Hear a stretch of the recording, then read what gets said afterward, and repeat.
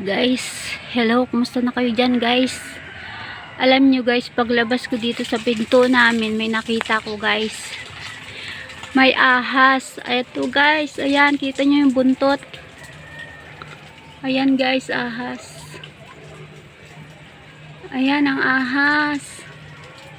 Ang katawan niya guys, andito sa loob ng payong. Ayan ang payong guys. Binidyohan ko muna bago ko yariin. Ayan. Hindi ako pwedeng gumalaw kasi baka makatakas. Kita nyo guys, mataas kasi.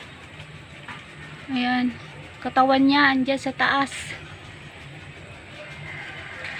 Nag-iisipan ko pa to kung paano mayayari ito guys eh. Ayan o.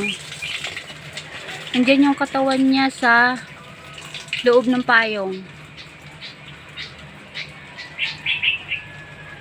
Yayariin ko to guys, pero hindi ko bibidyohan kasi bawal. Ayan. Hindi siya nagalaw dyan. Baka sabihin nyo guys, fake yan ha, tunay yan, tunay na ahas. Kasi magubat dito sa amin, siguro mayroon pang malalaki niyan. Tingnan nyo guys kasi yung paligid namin. Ayan. Ito ay puno ng guyabano guys. O ayan. May nakasabit na payong. Ayun ang ahas. Ayan. Ang taas kasi guys, kaya ang hirap eh. Di ko pa alam kung nasaan yung ulo niya eh. Talagang nasa loob ng payong to guys. Ayan. Hanggang dito muna guys. At akin munang yayariin tong ahas na to.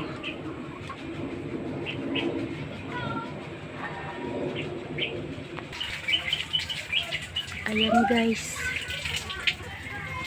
Ayan yung ulo ng ahas. Meron siyang kagat-kagat na butiki. Andyan pala yung ulo niya. Ayan. Medyo natatakot ako guys. Pero baka makatakas, yayariin ko na to. Di ko pwedeng ipakita guys.